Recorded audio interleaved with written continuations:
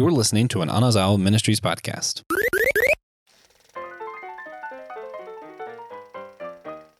What is up, everyone? We are back with another drive-in episode. It is your dynamic duo, TJ, my favorite host, and I am Elizabeth Clyde.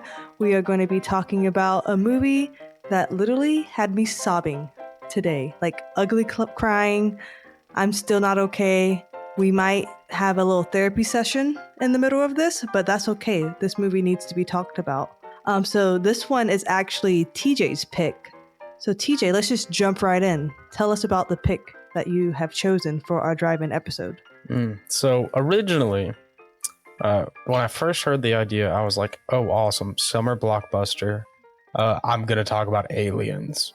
And then they were like, no sequels. It can't be part of a franchise. So I kind of had to scramble around. And I don't know, I was dead set on doing aliens. I love aliens. It's so good. But it is part of a franchise. So most summer blockbusters are actually. But I decided that it was time to talk about Inside Out. Inside Out, Disney Pixar. Personally, I think it's one of their best. I just think Inside Out's really good. Came out in 2015. Production took like 6 years. Did not know that. Yeah. They came up with it in like 2009. So watching Inside Out for the first time, what was your feelings? Like, what was your because the animation is beautiful. I love the whimsy of everything. So what was your first like reaction to the plot and the characters? I was just kind of blown away because like it wasn't. I can see Inside Out feeling like a very important role for a lot of young people's mental health. And at the time, I think I was 17 or 18 when I finally watched it. I did not watch it when it came out, but I was blown away not only by how good I thought the movie was, but how good it looked, how good the message was, how well I thought it approached the topic, the emotional beats, the plot points in the story. They're all so real. And I just thought like, wow, this is amazing. Like more movies should be like this. This is something that will help people. Yeah. And I like the fact that because sometimes Disney, they do try and push a hidden agenda. I mean, what platform doesn't, right? But I feel like this was so neutral to the fact of like what is inside, not only in Riley's mind, but what emotion that everyone can process. So it wasn't any like I guess this is like one of I wouldn't say the start of the big mental health movement, but we have been having that movement the past few years of everyone is very conscious of you are no good to anyone else unless you are good to yourself, which I truly believe in. And I think back at this movie and some of my like therapy moments, if you will, like just kind of going and talking to a therapist, one of my favorite scenes for those who may have been living under a rock or you just do not like emotions and so you avoided this, I have avoided some Disney like films like Onward. I have daddy issues, so I'm not watching that with a 10-foot pole. You know what I mean? Like I'm just not, I'm going to avoid it. So if you have been avoiding, I know, but I have daddy issues and I'm not ready yet. You know, I'm still having to work out some stuff, but it's about Riley and she is having a major life change. She is 11, so she has her whole life figured out. She knows exactly like her emotions are in check. No, not at all. I'm way older and will never have my emotions in check. But so she has to move. And so she has going from this great stable life to pure chaos where she has to do a new school. Her parents are stressed. And what the mom did, which kind of catapulted Riley into this, this mood or like this feelings is the mom said, Riley, thank you so much for being our happy girl through all of this. Thank you that we can depend on you. And that put a lot of stress and weight on Riley. And from a parent's mindset, they're just saying like, great job. Like you're fantastic. But like that just kind of like made Riley have to do like a shield of being joyful. And so if you haven't seen this movie, Riley has the emotions trying to like take control in her like brain, like what is it called? The like the computer system. What do they call it? Like Uh, oh, I can't think of it, but pretty much the master it's not control.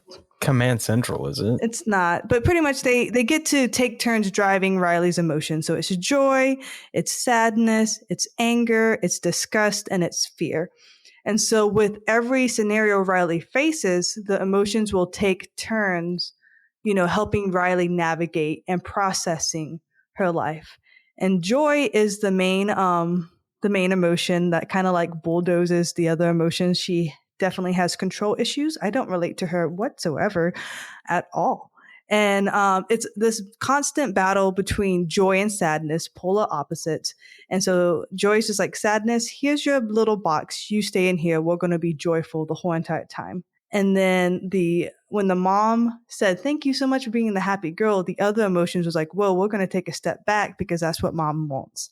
And it kind of just like catapulted Riley into bottling up the other four like emotions. So how do you I think I covered that pretty well in a nutshell. So how do you like kind of relate to your different emotions, battling it out whenever you go through a stressful situation? So the way I've always handled stressful situations is with no thoughts, none Must at be all. nice. Wow. Mm-hmm. That's fantastic. Shut off the brain and just let my body do what it wants to do. So this was eye-opening for me. Okay, so eye-opening. So now that you've watched it, do you find yourself thinking more of the different processing of emotions? So not necessarily. I think it helped me understand better how other people make decisions, or how some other people make some decisions. Pretty subjective, but definitely like, oh, okay, I can see how everybody thinks a little differently.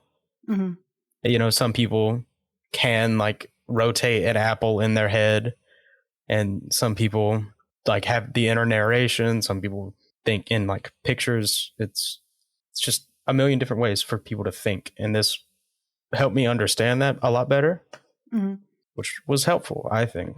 Right.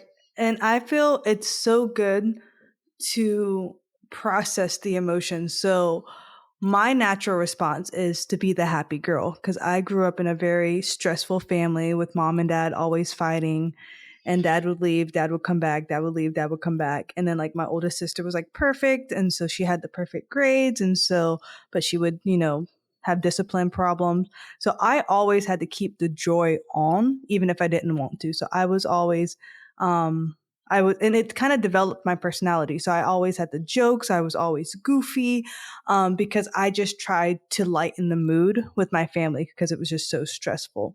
And so I related so much to like Joy was like, nope, like something would go wrong. Joy was like, well, look at this. We have this and we can do this and don't think about this because joy and this is great, but don't. So completely relate whatsoever. But when I started therapy, we have learned that is not possible because when you keep on suppressing the other natural emotions, like people literally will have mental breakdown because you keep on suppressing your own subconscious over and over again. And so that's even a part of the movie too. Like so the subconscious was almost like a prison, which I felt like was very like symbolic and whatnot. It's like, we don't like it, so we're going to lock it away and we're not going to think about it. And there was a clown in that prison. So if you kept that was made Riley afraid. So if you kept what you're afraid of in your subconscious and you never face them, you're never going to, develop past them. And so one of the most sobbing moments with me in this movie, and I don't know if I've watched it since I've had this therapy session or not, because that was a couple years ago, but Bing Bong, which is Riley's imaginary friend, he lost his wagon. And so joy and sadness, they get kind of like trapped into like away from headquarters and they're trying to get back. They run into Bing Bong. Bing Bong's trying to help them get back to headquarters. But Bing Bong lost his wagon into like the pit where everything pretty much gets forgotten. And Bing Bong is sad, like truly sad. And Joy was like, oh, come on, let's go. We can do this, blah, blah, blah. And then sadness literally sat next to Bing Bong. It was like, I'm sorry you lost your wagon. You had a lot of good memories with Riley in that wagon. And then like Bing Bong was like, yeah, we were going to do this and do that. He's like, one time we went back in time and we ate breakfast twice that day. And sadness literally allowed Bing Bong, which, I'm trying to like do this like serious moment while talking about Bing Bong. Bing bong. Bing Bong. But like he was able to face that sadness. And so in therapy, we talked about like you have to allow yourself to process the emotion and then you can almost like categorize it. I'm sad. This is why I'm sad. This is a very real and valid emotion. And I'm going to allow myself to feel as sad as I want to. And then I can move on when when I'm ready to. So it's different between having a pity party and processing the emotion. So there's a very fine line. No one wants to deal with a depressed person, but just having to, as someone who has had to deal with a lot of like 3 close people died to me in 18 months, like, 3 of pillars in my life passed away 18 months, like within that time frame, like, and having to like process through that, like it really hit hard because I can't just push down my sister's death. Like I have to process it over and over and over again because it comes in waves. So that was my favorite part of the movie. It's I feel like it's really advanced for its time. It doesn't get enough credit for the mental help. Yeah. So I'm really happy you picked it. Yeah, me too, honestly. The scene where Bing Bong, and like this is after we've developed with Bing Bong a little bit, like we've gotten to know him. We know he loves Riley. Like, he wouldn't exist if it wasn't for her. Mm-hmm. She's his whole world. And, she's just kind of, stop playing with him as much. And he's sad about that. And like he talks about it. He's like, oh, I miss her. But he realizes and he accepts that what Riley needs is not him. She needs her emotions. And he succumbs to being forgotten forever just to I weeped. I sobbed and ugly cried. I sent a picture to my husband with like my face puffy and whatnot. And I was just allowing myself to cry because it's been a while since I had a good cry.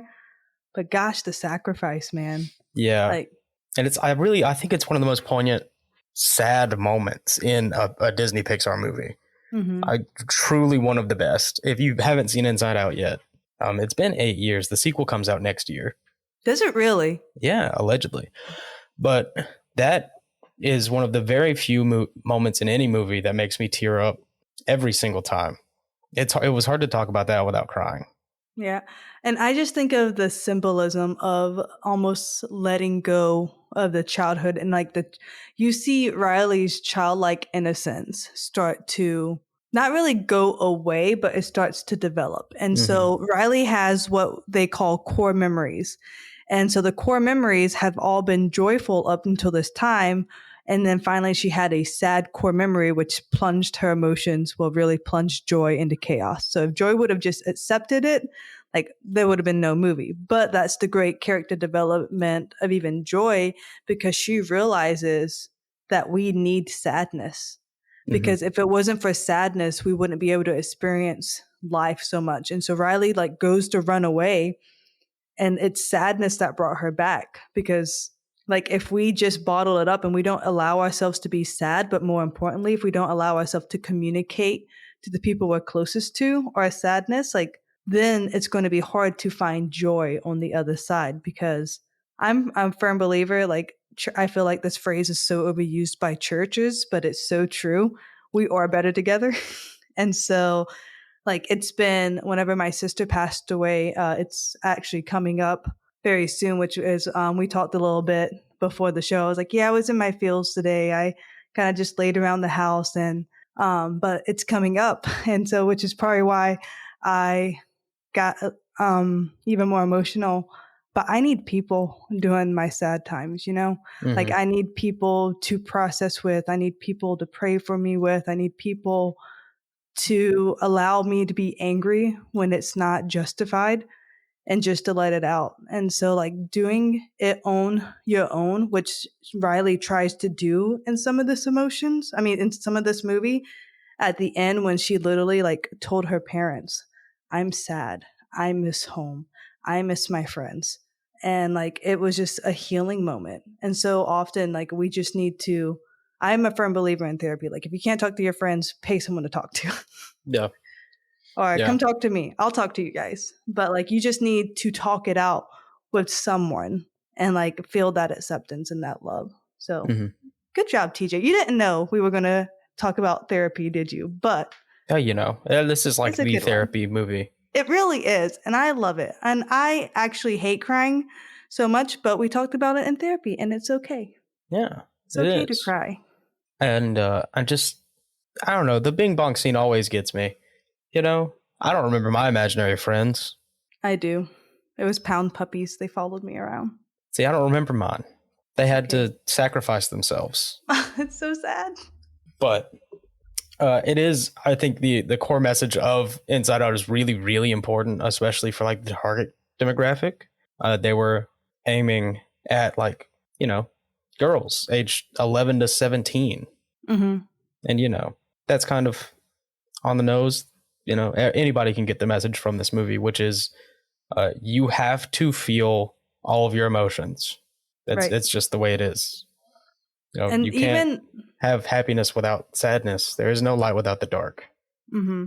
And even like it had so much comic humor too, like when they were sitting at the family table and like you got to see inside the mom's brain. And it's so cool because in Riley's brain, Joy was kind of like, central commander.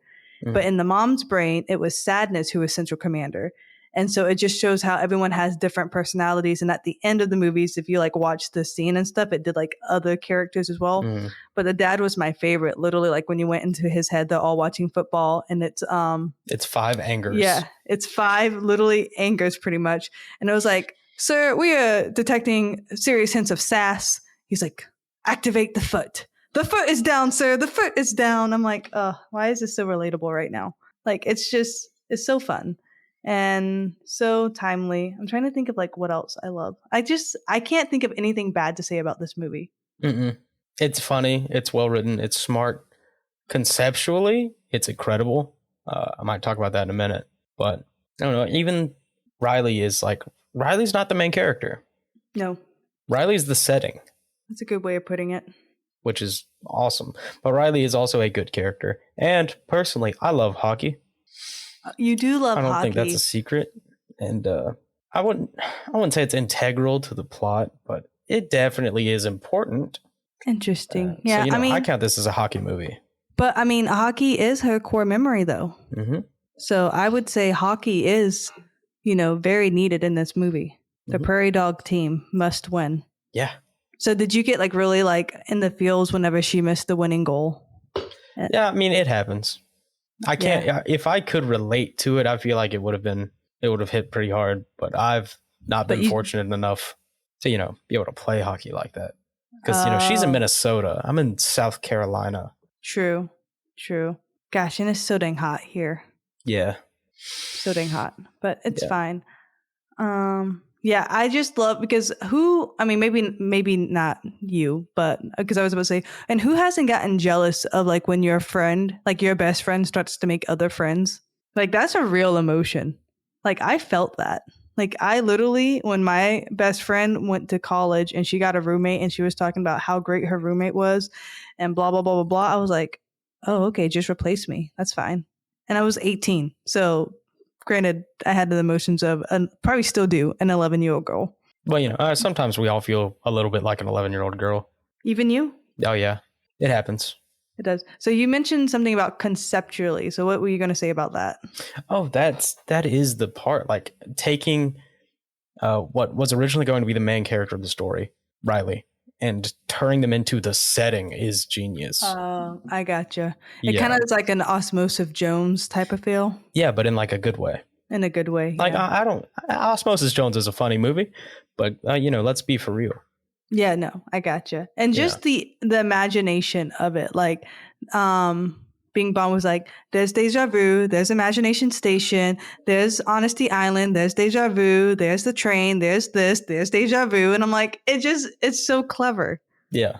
It's so witty. I was like, I feel this so hard right now. Yeah. So originally there were going to be, I think, like 27, or at least they went through 27 emotions, like for the cast, before boiling it down to 5. Because they were like, okay, well, like depression, that's, we can condense that into sadness and, right. Happiness, joy, stuff like that. But Yeah, because I was wondering why envy wasn't there, but they kind of like made disgust green, so kind of like a little bit of yeah. envy with disgust, and then fear kind of had like a little bit of envy too, like, oh, she doesn't like us anymore. hmm So I think they did really well. The casting, I mean, if you guys are a fan of The Office or Parks and Rec, either what's I only know her as like Leslie Nope. What's her real name? Amy Poehler. Yes, but she will always be Jesus, Leslie she's Nope so for funny. me. She is Joy, which is hilarious. And then what's Mindy the lady's Kaling. name? The one from The Office, the one who's always sad and smells. Like Oh, wait. that's no, Smells? not smells, but don't they always talk about like how she kind of smells a little bit? The sadness is from The Office. Yeah, that's Mindy Kaling. Hold on. I've seen The Office several times. I'm thinking of like whenever they like play they've talked about her smell one time in The Office. I'm pretty sure. I'm not willing to die on this. Afterwards, I will do my research and come back to you, TJ. I'm not willing to die on this. I've only seen The Office when my husband watches it, and I'm like usually on my phone. Okay, so I'm just saying I am not an Office like fan. So I just you're giving don't. me a I look. do not remember Mindy. Mindy Kaling's a writer on The Office, so like it's a good chance she wrote that joke if it is in there. Oh, yeah. Yeah. Well, I think it's really fun whenever they like use like I remember just with The Office, way off topic, like whenever they were trying to get her to say like certain phrases because they were just trying to do like a little bet, Mhm. and she was like, "Everyone's being so nice today." Oh, that's Phyllis. Oh, I thought Phyllis isn't the voice of depression. Mm-mm. Mindy Sadness? Kaling's the voice of sadness. Yeah. Oh, she. Yeah, that's what I'm Was she? saying. Disgust she? is Mindy Kaling, the Indian. No, girl I'm from The talking about Office. sadness. Sadness is the Phyllis. Okay. Yeah. No, I know what you're talking about now. I was so Yeah, confused. you're right. Okay. I was like, okay, got it. I didn't know Mindy was what's it called? Disgust though. Yeah, See, that's Mindy Kaling. we just taught each other something. Look at that. Hmm. Yeah, I was like, I'm sure they've talked about Phyllis's smell in The Office. Yeah, they did. No, yeah, no, I Okay. do remember that. Perfect. All right. As long as I'm not crazy, we can continue going on. But yeah, such a dynamic one. And my favorite is, I think, Anger. He's like, and the train keeps coming. Choo choo. Like the bad new train. Yeah. So funny. He's like, let's say that curse word we know. It's a good one. I'm like, what little kid have we not like when we learned our first curse word and we're like, I can say it in my room and mom and dad's not going to know. Yeah, and that's Bill Hader. Like, if you're a big Saturday Night Live fan, there's no reason for you not to watch this. So fun. And then, okay, so since we've talked about all the who plays who, do you know what Fear is off the top of your head? I don't. But I can find it though. Okay, perfect. But then when they upgraded the system, because Riley, near the end of the movie, Riley is now, more complex and more dealing with her emotions. Now they need a bigger control, like setting or system or whatever. I forgot what they call it. And Anger was like, look at all these cuss words buttons. It made me laugh. Oh, it's Lewis Black. Lewis Black. Mhm. I like the name Lewis. Lewis is a good name. Yeah, but And he's a then- big comedian. Is he? He Mhm. was funny. I liked Fear a lot too. Okay, gosh, what was I about to say? But then, and then Disgust at the end. She's like, "What's puberty?" Like a big old button, and Joey's like, "It's probably not important." Yeah, That's that's gonna be the sequel. You think? I mean, Yeah, it kind of has gotta to be. Like, and I mean, the movie kind of just ends there, which is so funny. Like, it's just so well done. It is extremely well done. It's concise. It's crafty. It's what a movie should be. Mhm. And I think it actually negatively contributed to like the whole hiring celebrities thing, because at the time, all of these people, all of the cast were celebrities. Like they were already famous actors, Mhm.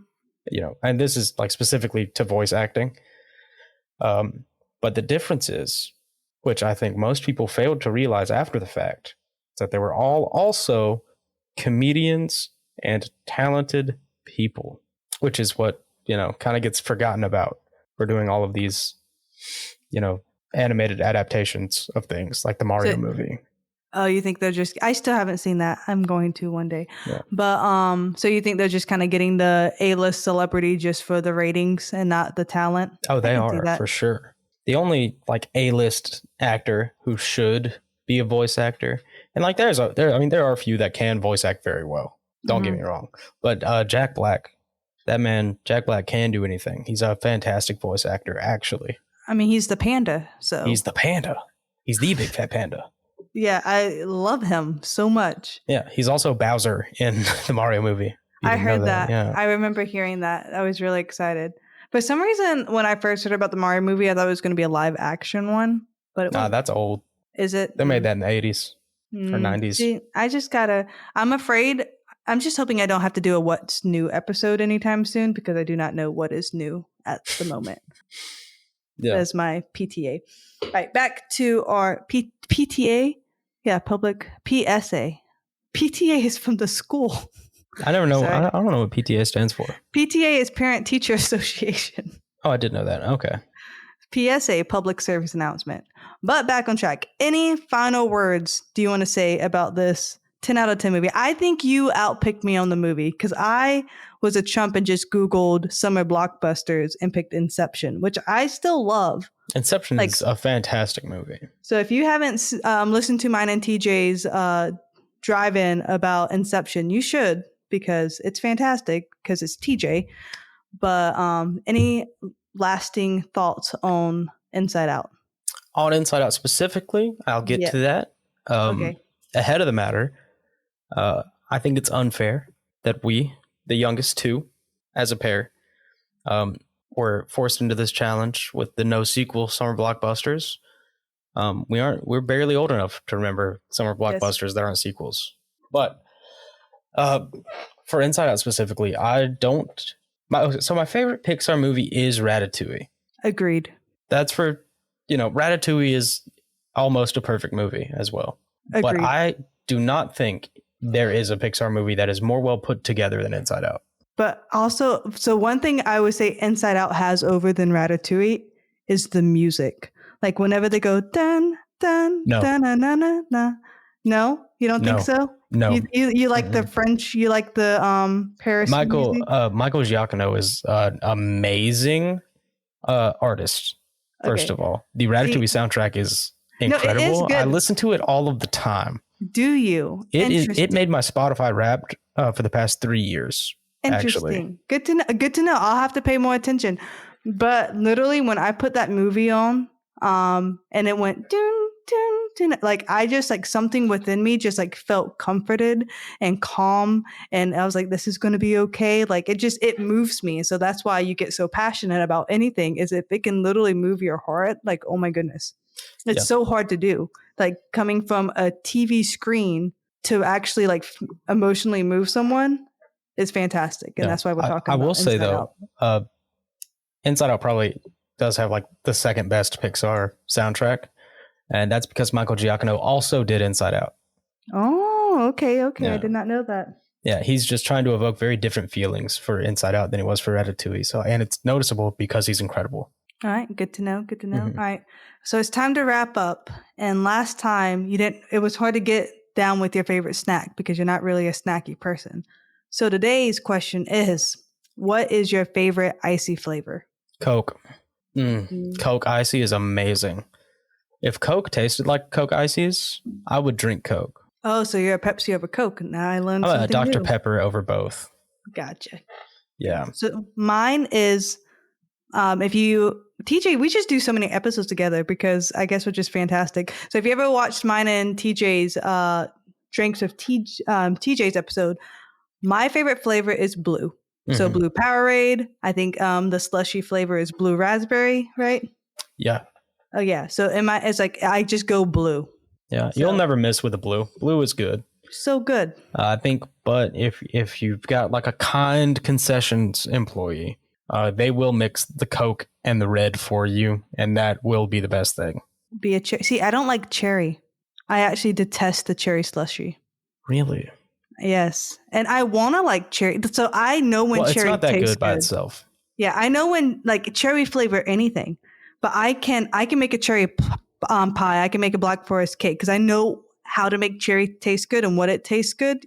But me personally, I don't like cherry, and I want to. It's just not happening with my taste buds. That is a shame. It is, isn't it? I'm missing out. The most interesting thing I've ever used a cherry for is I used it to garnish a key lime pie once. So I was bored. I'm sure the color was beautiful against the soft lime color. And it was really good. Yeah. I mean, I can eat fresh cherries. Like if you're going to put a cherry on my milkshake, I'm going to eat it. But it's not going to be like, ooh, cherries. Let me get that. I do think cherry's the worst icy flavor, though. Okay. Yeah. Well, we're in agreement. Yeah. So, okay. If you're going to get into, well, the thing is, the reason Coke is the best is I'm a big fan of a big cup. So I always get a large. But you can get a large of blue raspberry. Yeah, but do you drink it fast enough? Do you drink it a large while it's still an icy? I think so.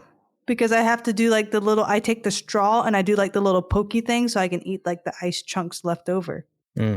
So you might, but I don't. I don't drink that fast. I just drink a lot constantly. I have noticed when we hung out this weekend. Yeah. So, when my Coke icy melts, it's delicious. And it doesn't just taste like blue or red syrup. Okay, I can see that because no one likes the syrup of a snow cone. Okay. All right. Good to know. Good to know. Mm-hmm. Okay. So I know this wasn't, I don't think we did this for Inception, but I just got to know, rate this movie on a scale of 1 to 10. Oh, you did rate Inception. I did not. Did we? Oh, okay. Yeah. So I forgot. It's fine. Yeah. Rate now then, please. Okay. Yeah. Inception was easily like a 9 out of 10. Inside Out, I don't want to get too pedantic, but I think Ratatouille is better. I don't think Ratatouille is perfect. So I can't give Inside Out. Like I would give Inside Out like a 9.7. See, I was thinking 9.8. No, I was going to say 9.8. So I feel like your 9.7 is factual. Yeah. Because it's been a little bit since I've seen Ratatouille since I've been out for the summer. I always watch it with my students once a semester. But so I would have to watch Ratatouille fresh to be able to compare them side to side. But I think I just love Ratatouille because he's a little chef and I'm a chef and Paris is great. So he is little chef. Yes. I almost bought a hat in Epcot with him in the chef hat and had a little door, but it was just $50. And well, it was, I was with a coworker, so I would have been able to get their discount, but I didn't want to carry it around the whole park. Yeah. But you could have worn it. I could have, but I wouldn't have been able to go on a lot of the rides. You just hold it. No, they can't hold it on the rides, but maybe next time I go because we hung out with her at the beginning of the day. So it's not like we hung out at the end and I could get it at the end and I was only going to get it with her discount. Yeah. But we can talk more. Okay, one more thing. Yeah. Michael Giacchino is a genius, not only musically, but also when it comes to naming his songs. I did not take a look at the Inside Out soundtrack before this. I feel like I should have. I didn't realize Michael Giacchino did both.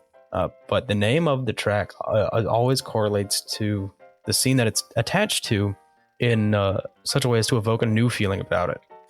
I am thinking specifically about the end credits theme for Ratatouille, which is a suite of the rest of the soundtrack, and is called End Creditouilles. Oh, cutie. Yeah. Yeah. Very cute. That's all I had to say. Well, I feel like now fans, if you want to hear TJ and I talk about Ratatouille, let us know and I will personally make that happen for you guys. Make sure you also rate and review the show on Podchaser, Spotify, or Apple Podcasts. TJ and I are awesome and we're happy that you listen to us. All right. Y'all have a great one.